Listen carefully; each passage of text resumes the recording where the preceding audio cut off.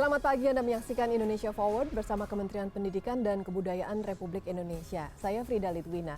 Atas dasar kepentingan Indonesia di luar negeri untuk memperkuat peran Indonesia dan internasionalisasi bahasa Indonesia, maka Kementerian Pendidikan dan Kebudayaan mengembangkan diplomasi bahasa serta kerjasama pendidikan dan vokasi di luar negeri. Bagaimana pengembangan strategi diplomasi ini, terutama di negara Tiongkok? Kita tanyakan saja langsung kepada Bapak Yaya Sutarya, Atase Pendidikan dan Kebudayaan Kedutaan Besar Republik Indonesia di Beijing, Tiongkok. Halo, selamat pagi Pak Yaya. Senang sekali CNN Indonesia bisa menemui Anda di Beijing dalam keadaan sehat walafiat ya Pak. Bagaimana keadaan Tiongkok Pak kurang lebih 1 tahun setelah menjalani masa pandemi COVID-19 ini? Jadi Tiongkok juga saat ini masih ada proses penularan ya. Jadi dominannya dari imported case dan ada masih juga sudah beberapa kasus penularan domestik. Tapi semua itu bisa dikendalikan dan memang jika terdapat penularan domestik, pemerintah akan melakukan langkah-langkah penutupan dan tes massal sehingga memang bisa dipetakan dan bisa diselesaikan permasalahan-permasalahannya. Secara umum Tiongkok sudah normal dan sudah ada 15 provinsi yang memang sudah terbebas oleh COVID. Kemudian juga ekonomi juga sudah pulih, kemudian juga aktivitas orang berkegiatan baik secara ekonomi, pendidikan juga sudah berjalan normal di Tiongkok. Sekolah sudah dibuka kembali ya Pak? Berarti anak-anak sudah mulai bisa masuk ke sekolah dan bertemu teman-temannya begitu di sekolah? Ya benar. Jadi memang mayoritas warga negara Indonesia yang ada di Tiongkok ini adalah para pelajar Indonesia. Jadi total pelajar yang ada di Tiongkok saat ini sekitar 1.670 orang.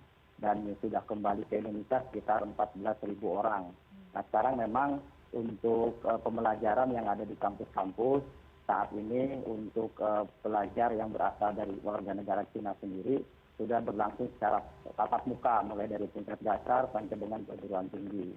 Namun untuk para mahasiswa yang sudah kembali ke negaranya dan bahkan juga para mahasiswa asing yang masih berada di Tiongkok juga pembelajaran tetap proses dilakukan secara daring. Jadi memang tatap muka untuk mahasiswa internasional belum dilakukan karena terkait dengan masih terjadinya pandemik di luar Tiongkok.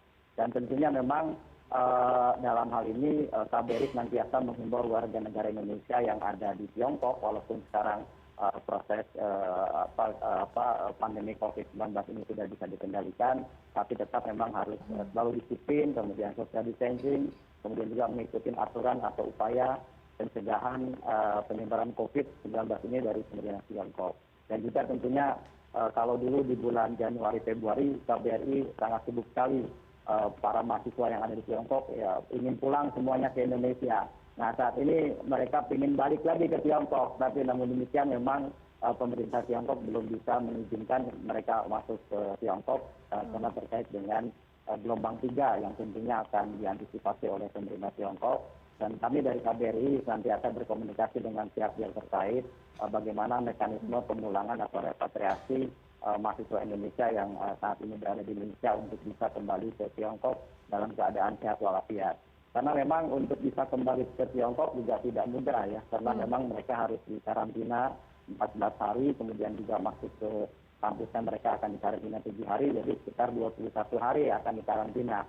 Nah ini yang harus disiapkan adalah bagaimana pola-pola yang harus kita siapkan oleh KBRI Beijing pada saat para mahasiswa Indonesia kembali ke Tiongkok. Nah Pak Yaya, bagaimana dengan mahasiswa internasional termasuk mahasiswa Indonesia nih Pak yang sekarang berada di Tiongkok? Apakah mereka sudah bisa kembali ke sekolah atau universitas seperti biasa? Ya betul. Jadi memang ini kelebihan dari pemerintah China, dari sekitar 480.000 mahasiswa asing, tidak ada satupun mahasiswa yang terkena COVID-19.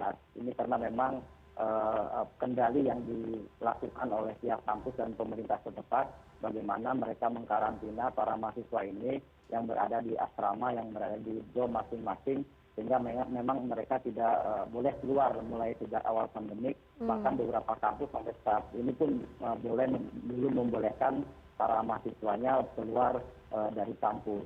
Nah tentunya yang saya sampaikan tadi bahwa memang untuk mahasiswa-mahasiswa internasional yang saat ini pun sekarang berada di China, pembelajaran mereka masih berlangsung secara online.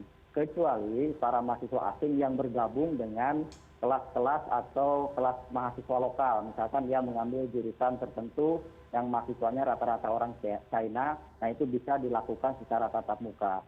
Jadi so far untuk yang mahasiswa, untuk yang mahasiswa lokal tentunya saat ini mereka sudah belajar secara offline, kemudian juga mereka juga kan tidak keluar dari kampus, mereka tetap berada di kampus sehingga keamanan dan kesehatan mereka bisa terjaga dan terkondisikan oleh kampus masing-masing sehingga memang proses pembelajaran sudah berlangsung secara normal. Ya, Pak Yaya, bagaimana dengan kegiatan kerjasama yang dilakukan oleh KBRI dengan lembaga-lembaga pendidikan? Apakah itu juga sudah berjalan normal, Pak? Ya betul, bahwa memang untuk kerjasama antara Indonesia dan Tiongkok, terutama program-program yang dilakukan oleh KBRI Beijing, semuanya sudah berjalan dengan normal dan kita memang kita memiliki timeline ya. Di bulan Januari, Februari kita melakukan perlindungan terhadap WNI dan warga negara asing. Kemudian juga kita pengiriman alat kesehatan ke RRT ya, bantuan dari Indonesia. Jadi memang Indonesia juga pada saat awal pandemik membantu Tiongkok ya dengan mengirimkan alat kesehatan kepada pemerintah Tiongkok. Kemudian di bulan April sampai sekarang kerjasamanya terkait dengan pemulihan ekonomi, bagaimana menggerakkan kembali rantai pasok dunia, investasi RRT yang memerlukan tenaga kerja asing, bahan baku dari Indonesia dan sebaliknya, memudahkan pergerakan pelaku ekonomi dan pejabat negara.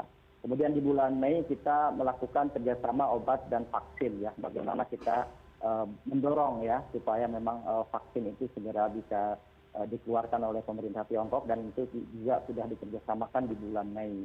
Kemudian di bulan April dan Juni juga terkait dengan pengadaan alat kesehatan ke Indonesia. Jadi bagaimana kontribusi di awal di Januari Februari pemerintah Indonesia sangat membantu Tiongkok untuk menghadapi pandemi. Nah di bulan April sampai bulan Juni sekarang sebaliknya Tiongkok membantu Indonesia dengan mengirimkan alat kesehatan. Jadi memang tercatat ada sekitar 65 lembaga instansi di Tiongkok baik dari pemerintah maupun perusahaan yang memberikan bantuan kepada Indonesia berupa barang dan pengetahuan.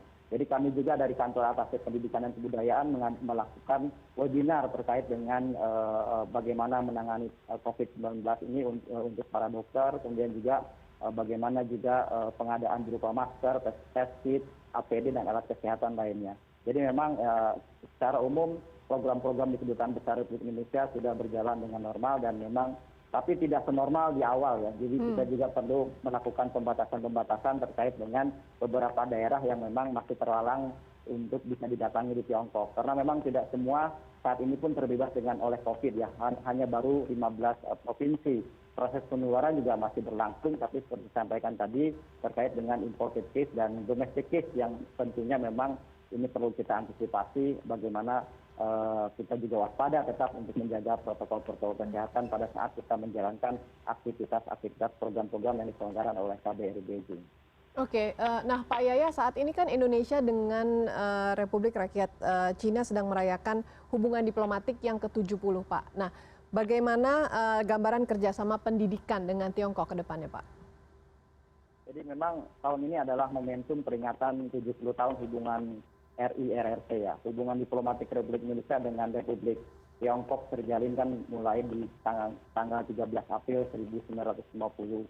Kemudian juga Indonesia dan Tiongkok berkomitmen untuk membangun hubungan kerjasama dan persahabatan yang erat, hubungan ekonomi, pendidikan, sosial budaya, dan kedua negara memang sudah dilakukan ribuan tahun yang lalu ya proses kerjasamanya.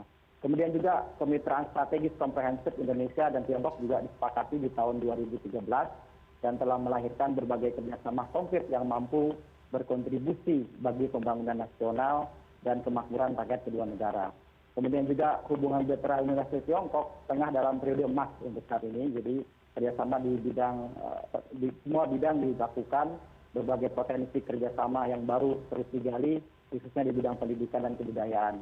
Nah kalau lihat dari pendidikan, mungkin kita lihat perspektif bahwa investasi Tiongkok juga sangat luar biasa dan di semester 1 2020 tingkat Tiongkok merupakan investor kedua terbesar di Indonesia Kemudian juga yang paling penting saat ini yang sedang booming adalah terkait dengan digital ekonomi.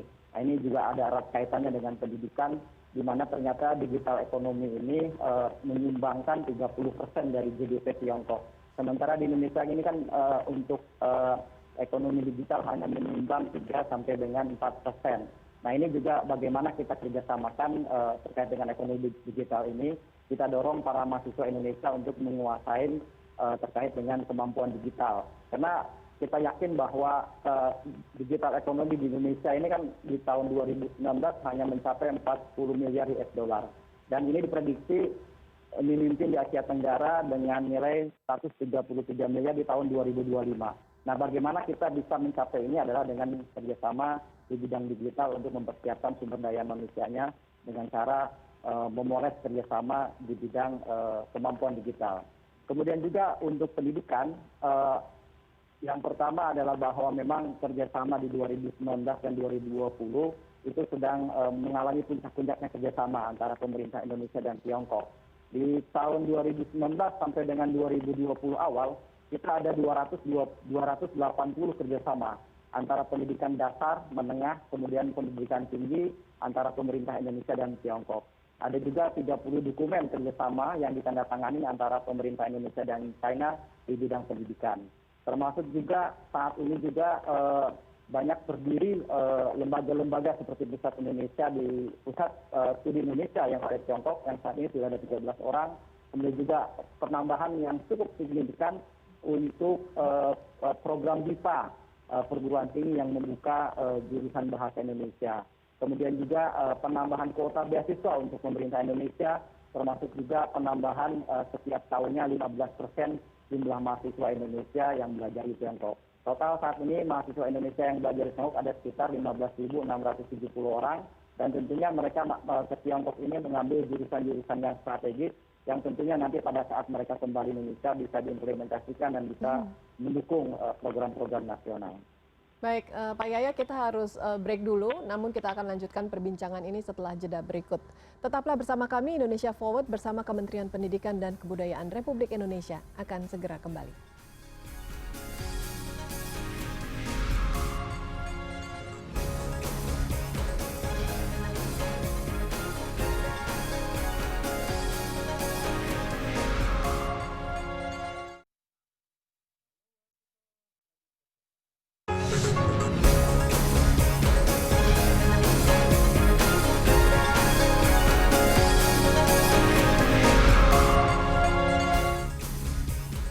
Terima kasih Anda masih di Indonesia Forward dan masih bersama saya Yaya Sutaria, Atasep Pendidikan dan Kebudayaan KBRI Beijing. Pak Yaya, bagaimana Pak caranya agar orang Indonesia pada khususnya ini dapat berkuliah di RRT melalui jalur beasiswa? Ya, jadi memang bahwa memang untuk momentum beasiswa ini sangat luar biasa ya, kerjasama antara pemerintah Indonesia dan Tiongkok, bahwa pertemuan bilateral di tengah-tengah pertemuan G20 di Osaka, Bapak Presiden Jokowi dan Bapak Presiden Xi Jinping, itu adalah salah satunya adalah penguatan di bidang kerjasama pendidikan.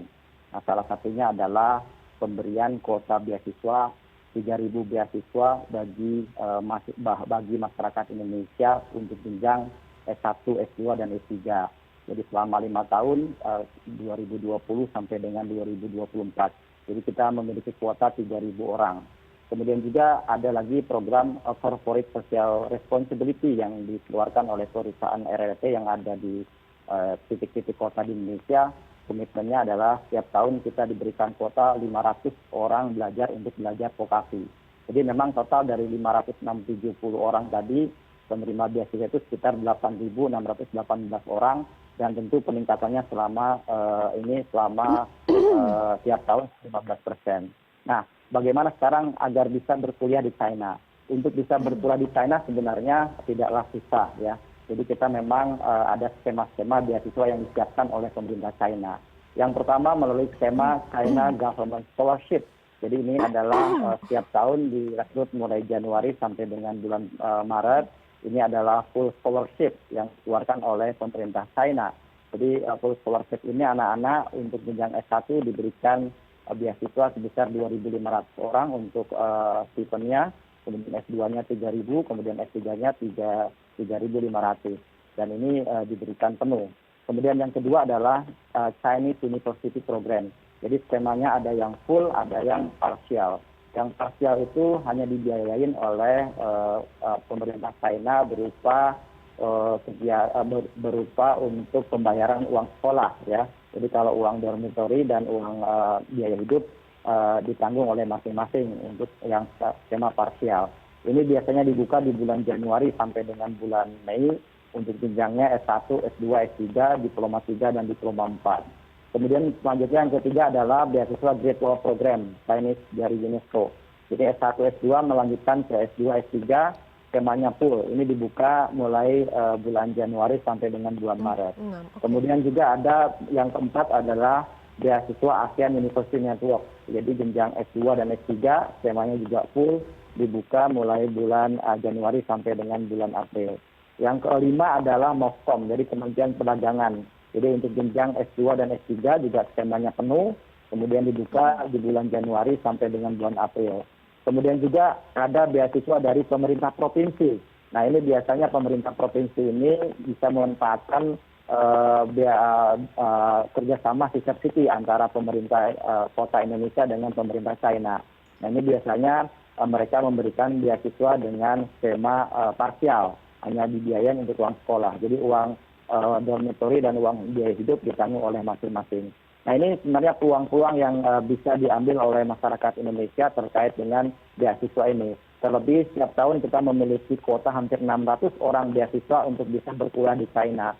Dan kesempatannya juga sangat mudah sekali untuk bisa berkuliah di China, dan tentunya berkuliah di China ini kan sangat luar biasa. Di samping menguasai bahasanya juga bisa menguasai teknologi yang saat ini China merupakan sangat unggul di bidang teknologi digital, teknologi artificial intelligence, dan teknologi big data lainnya.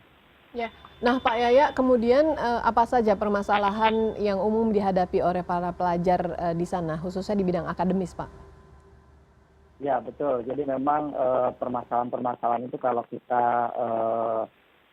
hitung ya secara umum banyak sekali permasalahan, tapi hal-hal yang terkait dengan akademik rata-rata mereka permasalahannya terkait dengan HSK. Jadi HSK itu adalah standarisasi untuk kelulusan atau bahasa Mandarin ya, jadi standar kemampuan kompetensi bahasa Mandarin. Jadi anak-anak yang melanjutkan ke jenjang S1 setelah mereka belajar bahasa, mereka harus belajar, harus lulus HSK 5. Nah ini yang kendala-kendala memang yang dihadapi oleh para mahasiswa, karena memang standar HSK dari tahun ke tahun semakin meningkat, sehingga memang keterampilan untuk kompetensi penguasaan bahasa Mandarin pada saat mereka berada di kelas bahasa Mandarin harus terpenuhi dengan HSK 5. Kemudian yang paling penting juga terkait dengan agen pendidikan. Nah ini juga penting sekali saya sampaikan pada kesempatan pada hari ini. Memang agen pendidikan yang mengirim mahasiswa ke Tiongkok itu tidak semuanya tidak baik. Rata-rata juga ada yang baik, ada juga yang tidak baik.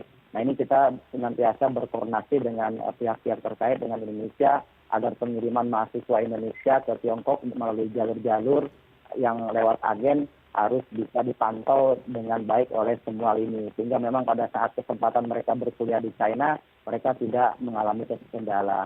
Kemudian yang ketiga adalah kuliah kerja magang. Di China ini saat ini kuliah kerja magang karena pemerintahnya juga tidak mendukung, maka juga mulai tidak ada ya, mulai bisa kita selesaikan permasalahan-permasalahannya dibandingkan dengan negara-negara lain yang memang kuliah kerja magang itu dibolehkan oleh negara. Tapi di China sendiri memang kuliah magang itu tidak dibolehkan karena memang pada saat mereka berkuliah mereka harus fokus kepada studinya, mereka harus fokus kepada akademik yang harus diselesaikan. Nah itu permasalahan-permasalahan tiga-tiga. Kalau yang lainnya saya kira permasalahan teknis yang semuanya bisa kita selesaikan. Jadi memang permasalahan itu yang bisa mendorong anak-anak untuk bisa mempercepat agar mereka bisa selesai kuliah di Tiongkok. Iya, baik. Nomor satu masih penguasaan bahasa Mandarin ya Pak, yang standarnya makin lama makin meningkat. Kemudian bagaimana membangun jejaring alumni Tiongkok dalam rangka mendukung pembangunan nasional di Indonesia Pak? Jadi saya sampaikan kepada para alumni Tiongkok ya, bahwa kalian harus memiliki kemandirian. Jadi pada saat mereka lulus, kalau bisa jangan tergesa-gesa pulang ke Indonesia. carilah pengalaman mungkin dengan bekerja di China atau di Singapura atau di negara lain yang tentunya dari pengalaman itu bisa diimplementasikan dan pulang ke Indonesia. Dan ini saya tanamkan ke mereka bahwa memang lulusan China harus mandiri. Ya, kemandirian itu yang penting pada saat mereka pulang ke Indonesia, mereka tidak menjadi beban negara. Mereka pulang ke Indonesia dengan angin segar, dengan kemampuan, dengan teknologi, atau bahkan mereka juga bisa membawa investor-investor asing untuk bisa datang ke Indonesia.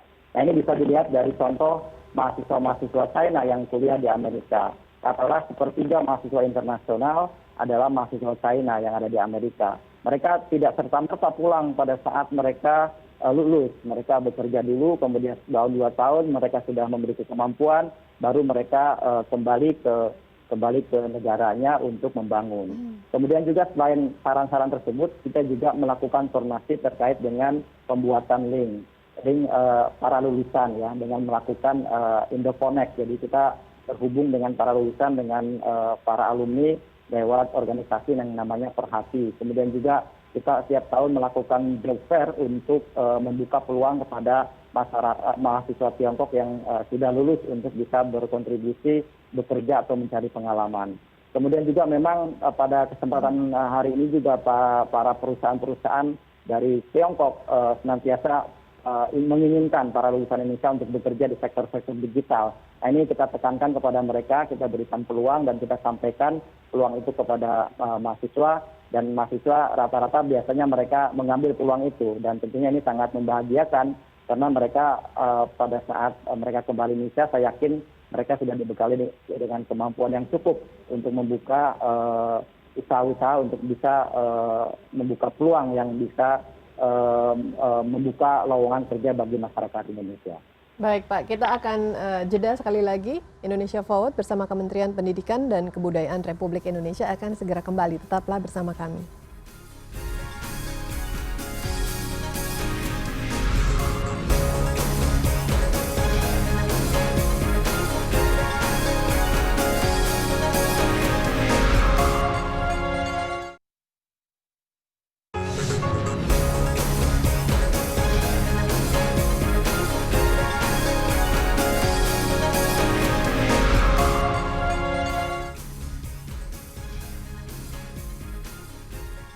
Terima kasih Anda masih di Indonesia Forward. Kita lanjutkan perbincangan dengan Pak Yaya Sutaria, Atas Pendidikan dan Kebudayaan di KBRI Beijing. Pak Yaya, saat ini kan Tiongkok sedang gencar melaksanakan proyek OBOR atau One Belt One Road. Bagaimana mensinergikan dengan poros maritim dan juga Spice Route atau jalur rempah di bidang pendidikan nih Pak? Jadi memang Indonesia telah memainkan peran penting bagi China karena merupakan salah satu negara Belt and Road Initiative. Dan dengan bangga saya sampaikan bahwa sebenarnya Indonesia juga memiliki konsep yang sama dengan BRI yang kami sebut dengan poros maritim global. Jadi konsep ini untuk membangun konektivitas antara Indonesia dan dunia dalam rangka mengeksekusikan kerjasama demi tujuan bersama yang saling menguntungkan dan masa depan bersama.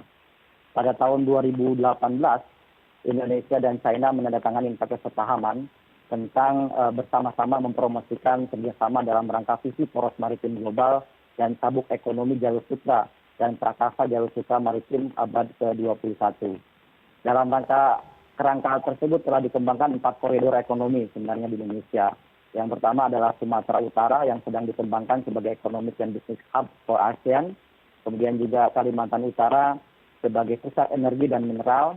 Bali sebagai high-tech dan creative economy hub, kemudian Sulawesi Utara sebagai Pacific Rim Economic Hub. Nah, bidang kerjasama meliputi pengembangan teknopark. Nah, ini penting ya untuk bidang pendidikan, karena teknopark ini salah satunya adalah bidang pendidikan, kawasan industri, proyek pengolahan limbah, pembangkit listrik, kemudian transportasi, pelabuhan, kawasan ekonomi khusus. 5G juga dikembangkan karena kita juga mengirim anak-anak Indonesia lulusan SMK untuk belajar 5G di China, kemudian juga sistem port, kemudian ada industri perikanan seperti proyek kereta cepat Bandung, proses pengembangan teknologi digital di Pulau Penyu Bali, kemudian juga kawasan industri Kerawang dan Tangerang.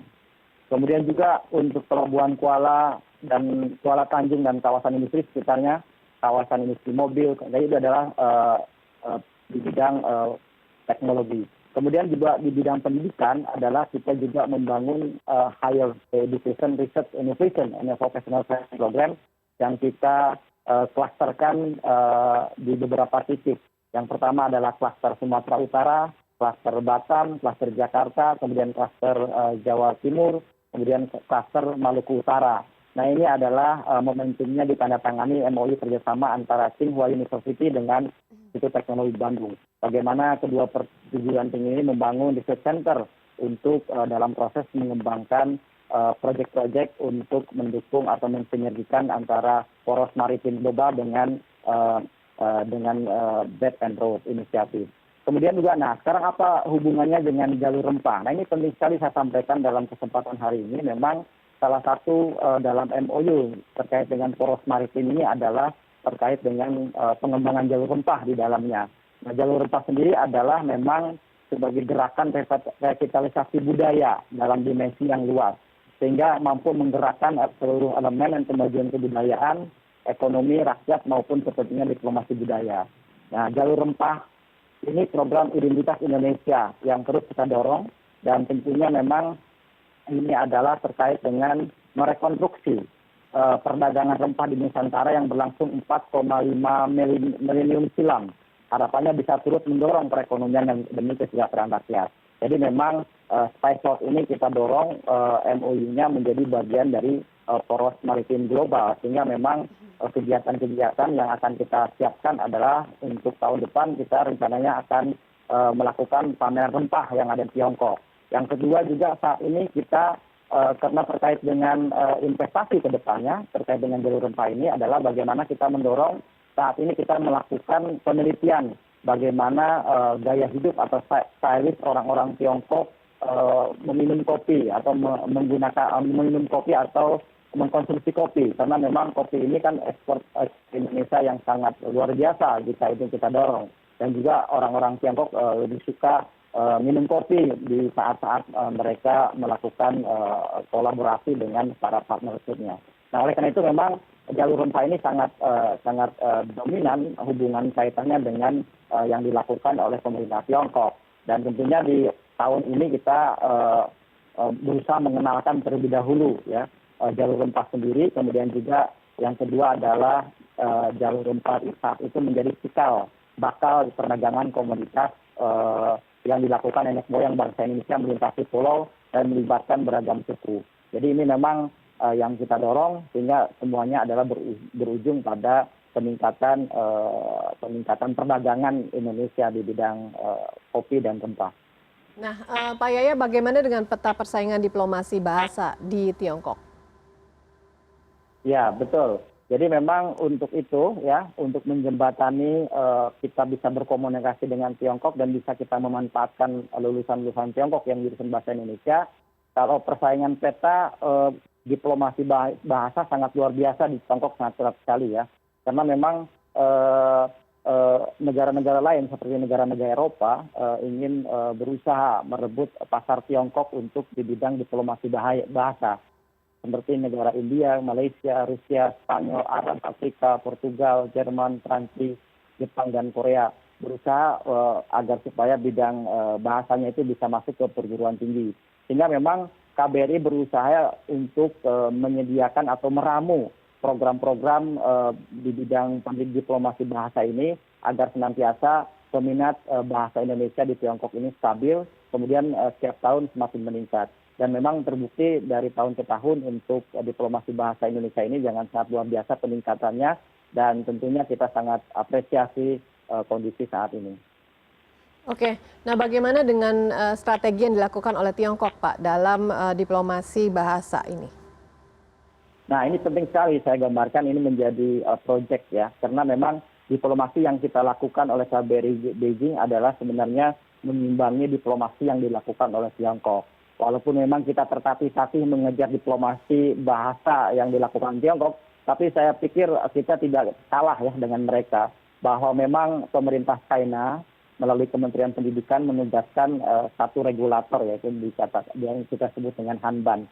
Nah, Hanban ini memang didelegasikan oleh pemerintah Tiongkok untuk mengembangkan kebudayaannya. Jadi kebudayaannya salah dalam rangka usahanya untuk menyebarkan pengaruhnya ke seluruh dunia. Jadi kesadaran ini segera mendorong pemerintah Tiongkok untuk menyusun sebuah rencana strategis pengembangan kebudayaan dan untuk mendorong ekspor kebudayaan Tiongkok dan memajukan kebudayaan Tiongkok lewat asosiasi tadi. Jadi memang di China ini menugaskan Confucius Institute lewat Hanban tadi untuk melakukan diplomasi bahasa dengan cara membuka bahasa Mandarin di Indonesia.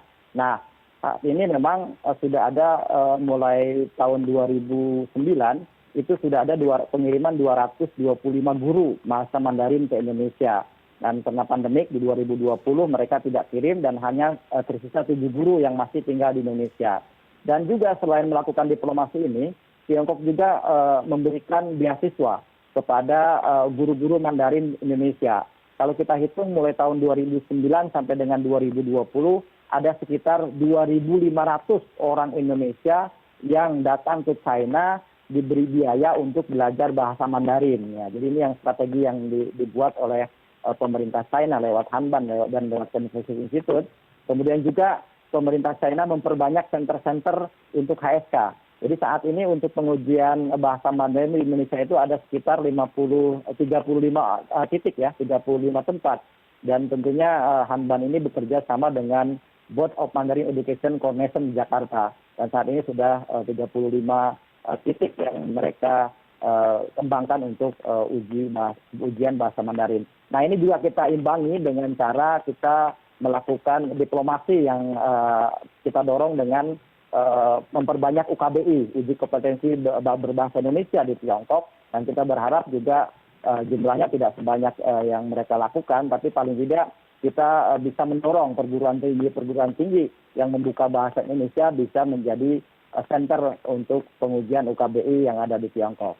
Oke, banyak juga dan menarik sekali upaya dilakukan oleh KBRI ya Pak ya dalam rangka diplomasi bahasa. Kita akan kembali dengan perbincangan ini, namun sesaat lagi tetaplah bersama kami, Indonesia Forward masih akan kembali.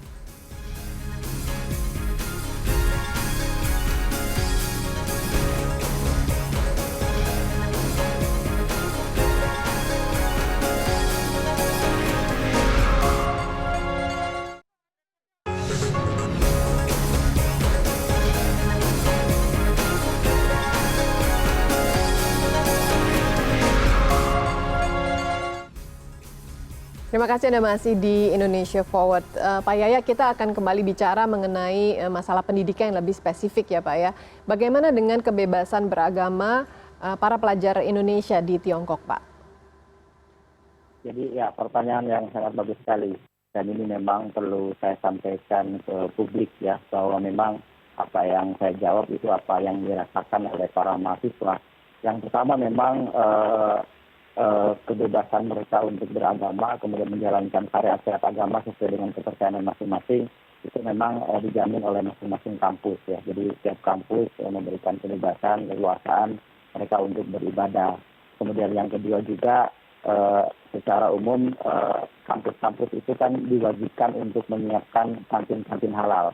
Jadi kalau memang mahasiswa itu beragama Islam, maka dia akan mudah mendapatkan kantin halal di kampusnya. Karena memang di kantin itu ada ya dua tipe ya, kantin halal dan tidak halal yang boleh untuk para muslim. Dan ini memang kebijakan nomor 2 ini didukung oleh pemerintah Tiongkok, yang mana pemerintah Tiongkok memberikan pasokan makanan halal untuk kampus dan untuk titik-titik yang memang diperlukan. Sehingga memang mereka selain di kampus juga, kalau mereka keluar dari kampus, mereka juga akan lebih mudah menemukan makanan-makanan halal. Karena memang makanan halal di China ini kan sangat diminati oleh warga negara China. Kenapa demikian? Karena biasanya restorannya lebih bersih. Dan tentunya juga ini secara nasional, jumlah muslim di China juga semakin meningkat. Jadi saat ini menurut data dari China Muslim Association, itu ada sekitar 32 juta. Kemudian juga masjid saat ini pun di data di tahun 2014 itu ada sekitar 39.135. Dan saat ini memang diperkirakan masjid-masjid yang ada di Tiongkok sekitar 42.000 masjid yang tersebar di wilayah Tiongkok. Kemudian juga secara umum bahwa kebijakan mahasiswa juga beberapa mahasiswa tahun lalu juga berangkat haji dari China ya. Jadi juga pemerintah China juga memberikan kesempatan kepada para mahasiswa untuk bisa menjalankan ibadah haji. Nah ini juga dijamin oleh undang-undang China karena memang pemerintah Xi Jinping ya sudah melakukan reformasi terkait dengan tata cara atau pelayanan ibadah haji yang tentunya memang ini kita patut apresiasi dan memang semakin tahun semakin meningkat jumlahnya dan tentunya memang kelebihan lain juga di China untuk Muslim mereka disiapkan yang meninggal dunia kuburan ya, jadi pemakaman. Jadi kalau Mbak Frida ke Guangzhou ya, di sana bisa dilihat kuburan-kuburan Muslim, termasuk juga di Beijing ada juga kuburan Muslim. Kalau non-Muslim mereka kan langsung dikremasi. Jadi ini adalah kelebihan-kelebihan memang yang tidak dimiliki oleh umat atau masyarakat Cina sendiri yang tentunya langsung dikremasi. Kemudian juga yang paling penting saya sampaikan, saat ini memang pemerintah China sedang membangun namanya kota Islam yang namanya Hui Cultural Park di kota Yongqing ya. Jadi itu menelan sekitar biaya 3,5 miliar US dollar atau sekitar 45 triliun yang berdiri di atas lahan 67 hektar. Jadi gaya arsitekturnya adalah gaya Taj Mahal ya, semuanya ada dilengkapi berbagai fasilitas museum, taman raksasa, ya hampir sama lah dengan Taj Mahal ya, karena itu sudah disiapkan oleh pemerintah China memang dibangun untuk kota Islam Hui ya. Kemudian juga di samping itu kelebihan-kelebihan lain yang dimiliki oleh Islam di China adalah di kota Uighur, Ningxia dan sebagainya memang di hari-hari besar mereka diberikan 3 hari libur ya, 3 hari libur. Kemudian juga mereka diberikan kesempatan untuk merayakan liburan mereka masing-masing.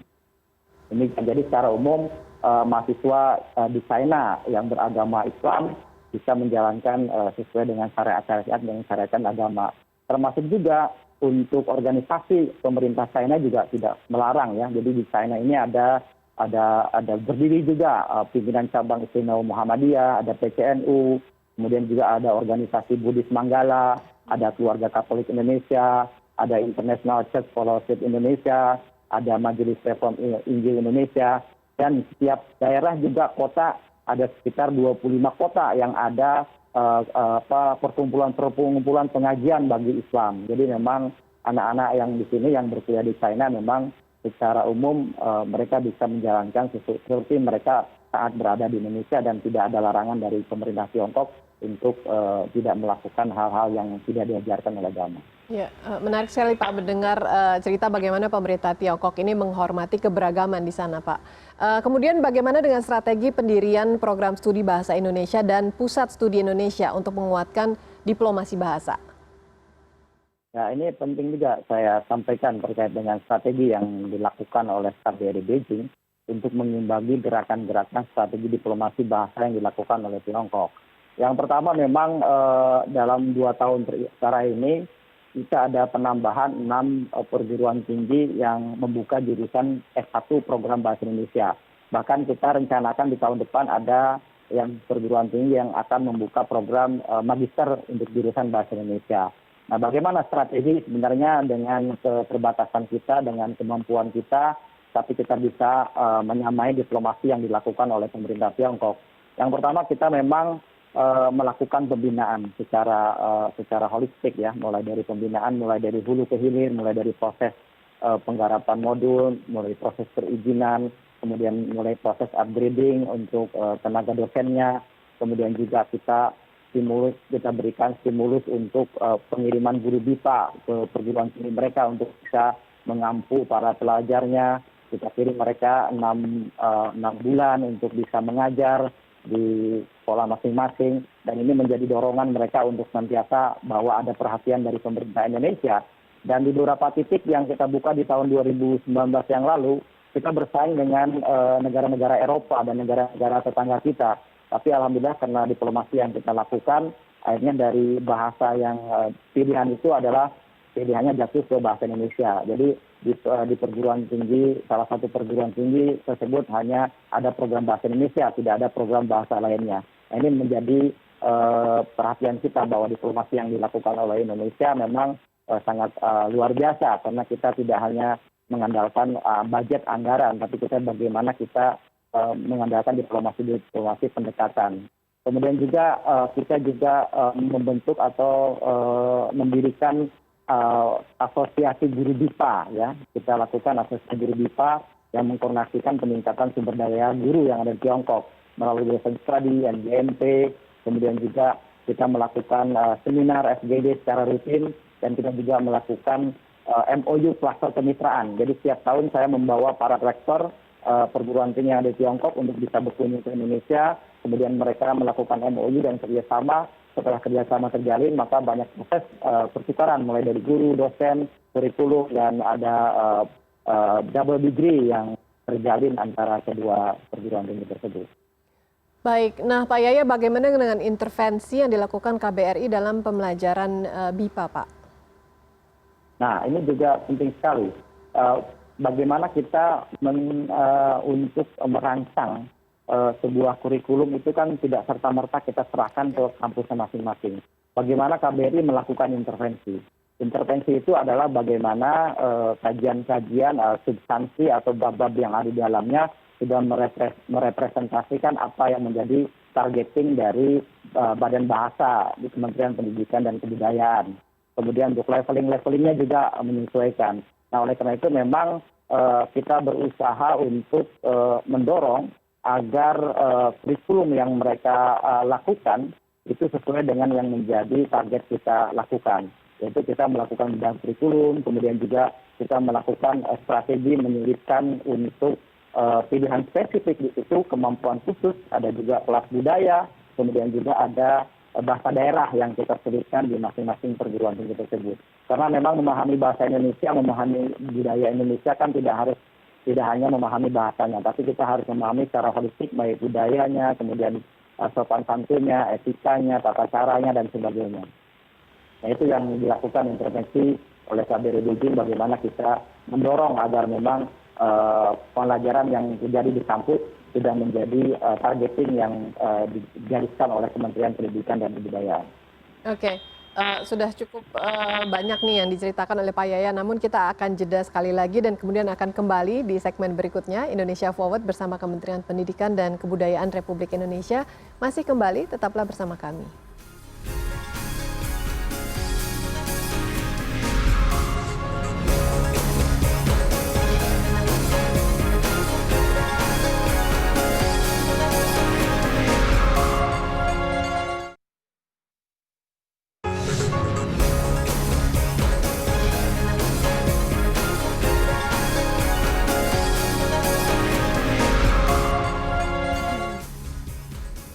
Kita sampai di segmen terakhir Indonesia Forward dan saya akan kembali menanyakan kepada Pak Yaya. Pak, KBRI Beijing menyelenggarakan kursus bahasa Jawa dan juga bahasa Sunda ya Pak. Bagaimana minat dan dasar penyelenggaraannya selama ini? Ya, ini sangat luar biasa ya. Ternyata publik China juga menyukai bahasa daerah Indonesia ya.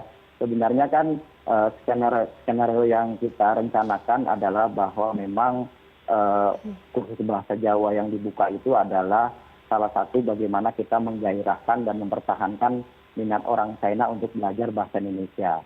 Artinya bahwa dengan belajar bahasa daerah kan tidak melupakan bahasa Indonesia sebagai bahasa inti yang mereka pelajari. Nah, oleh karena itu memang sejak kita buka untuk kursus bahasa Jawa dan bahasa Sunda, ternyata peminatnya sampai kita tolak ya. Jadi untuk bahasa Jawa itu ada 3 kelas, kemudian ada bahasa Sunda itu ada 1 kelas. Nah, ini kerjasama yang kita lakukan adalah untuk pembukaan kursus bahasa Jawa, kita kerjasama dengan Universitas Negeri Yogyakarta. Kemudian untuk bahasa Sunda kita kerjasama dengan Universitas Pendidikan Indonesia. Jadi memang tidak hanya mereka belajar bahasa Sunda, bahasanya, tapi juga mereka belajar budayanya, bagaimana orang Jawa bertata krama, beretika, kemudian unggah-ungguh, boso, kemudian tembang Jawa, membatik, kuliner Jawa, busana adat Jawa, dolanan bocah, gedung modern Jawa. Nah, ini sebenarnya kursus-kursus ini kan sebenarnya mendorong untuk investasi ya, untuk mereka bisa berkunjung ke Indonesia dengan memahami belajar bahasa, mereka tahu budayanya, oh budaya Jawa seperti ini. Jadi ada minat mereka untuk bisa belajar atau mengunjungi Indonesia. Yang paling penting juga adalah kita menyelipkan kita ingin mendorong perguruan-perguruan tinggi itu membuka program minor di perguruan tinggi masing-masing. Karena kalau tidak dilakukan itu, maka sepertinya agak sedikit hambar ya. Karena belajar bahasa Indonesia itu kan tidak hanya cukup belajar bahasanya, tapi juga harus mempelajari budayanya, budaya-budaya yang terkandung di dalamnya. Sehingga kursus yang dirancang oleh KBRI selama 3 bulan sebenarnya lebih mendorong kepada perguruan tinggi untuk melakukan hal yang sama. Jadi kita tidak selamanya akan membuka. Ini adalah program stimulus yang dikeluarkan oleh KBRI Beijing, sehingga kampus-kampus bisa mendorong untuk melaksanakan hal yang sama. Sehingga kita memang tidak memerlukan biaya lagi untuk mengubah ke depannya. Kita hanya membina dan mendorong, dan ini adalah bagian dari strategi yang kita lakukan untuk mendorong agar minat bahasa Indonesia tetap dipertahankan. Baik, nah kemudian Pak Yaya, pemanfaatan universitas yang membuka program studi dalam diplomasi budaya seperti apa Pak? Nah ini agak sedikit beda ya, jadi perguruan tinggi yang membuka program bahasa Indonesia kita jadikan pusat budaya. Kita hitung aja budgetnya kalau KBRI Beijing mendirikan pusat budaya, berapa biaya yang diperlukan untuk menyewa gedung, kemudian untuk mendatangkan alat-alat dan sebagainya. Jadi skenario yang kita buat adalah bagaimana kita memanfaatkan perguruan tinggi yang sudah membuka program studi bahasa Indonesia itu kita jadikan pusat budaya Indonesia. Nah, pusat budaya Indonesia sangat luar biasa kegiatannya. KBRI hanya memfasilitasi kegiatan-kegiatannya, kita mengirimkan guru tari untuk mereka dilatih, kemudian juga mendorong mereka untuk bisa melakukan kegiatan-kegiatan yang sangat positif sekali untuk mendukung diplomasi budaya Indonesia. Jadi kalau kita lihat saat ini banyak grup-grup tari yang terlahir dari Sanggar Budaya Indonesia yang berada di kampus. Bahkan di beberapa titik yang sudah kita latih, mereka bisa tampil kemana-mana dengan mengembangkan budaya Indonesia. Jadi kita tidak perlu lagi mengirim penari-penari dari Indonesia lagi ya. Untuk saat pandemi ini kan kita tidak bisa lagi mengirim penari dari Indonesia untuk melakukan diplomasi. Cukup dari Sanggar Budaya yang ada di kampus-kampus itu. Jika ada kegiatan-kegiatan besar, maka mereka yang kita minta, dan tentunya mereka yang akan mendukung mulai dari segi pendanaan, kemudian dari segi hal-hal yang persiapan teknis. Jadi ini memang bagian dari strategi yang kita lakukan. Termasuk juga yang paling penting adalah bagaimana kita melakukan strategi kopi dan strategi Indomie ya. Ini penting sekali saya sampaikan bahwa memang kemana-mana misi yang kita lakukan selain misi budaya, kita juga ada misi-misi bagaimana mendorong ekspor Indonesia. Karena Indomie dan kopi di sini sangat luar biasa digemari. Jadi setiap kegiatan-kegiatan yang dilakukan oleh Sanggar Budaya Indonesia, kegiatan-kegiatan yang dilakukan oleh Pusat Budaya Indonesia, selalu ada makanan-makanan khas Indonesia yang kita siapkan dari Indonesia. Dan bahkan saat ini makanan itu menjadi favorit warga negara Tiongkok. Dan kalau kita bawa 1 dus, 2 dus, mereka dalam waktu sekejap akan habis. Dan ini juga kita lakukan pada saat mereka pandemik dan mereka dilakukan karantina di kampusnya masing-masing. KBRI Beijing berupaya mengirim mereka logistik ya untuk guru-guru dosen-dosennya yang berupa Indomie, kemudian hal-hal lain yang bisa mengeratkan hubungan baik. Dan ini sangat positif sekali pada saat Indonesia terjadi pandemik yang sangat luar biasa. Mereka berulur tangan, berkontribusi juga membantu Indonesia. Membantu bisa support, kemudian bisa hal-hal lain yang memang langsung dikirim mereka kepada pihak-pihak terkait dan pihak-pihak yang membutuhkan. Karena memang di awal-awal pandemi kita Indonesia juga bantu melakukan diplomasi dan sangat empati kepada mereka, dan sekarang mereka juga empati kepada kita, dan tentunya seperti yang saya sampaikan tadi, mereka melakukan dukungan-dukungan moral dan dukungan bantuan sosial untuk meringankan beban masyarakat Indonesia. Baik, Pak Yaya. Terima kasih Pak. Menarik sekali perbincangannya yang sudah dilakukan selama 1 jam terakhir ini. Dan terima kasih Pak atas kesediaannya di CNN Indonesia. Dan itu tadi bincang-bincang dengan Yaya Sutarya atas Pendidikan dan Kebudayaan KBRI Beijing. Kita harapkan diplomasi bahasa dan kerjasama pendidikan ini dapat memperkuat peran Indonesia di luar negeri serta mendorong pembangunan di Indonesia. Demikian Indonesia Forward bersama BHKM, Kementerian Pendidikan dan Kebudayaan Republik Indonesia. Saya Frida Litwina, sampai jumpa.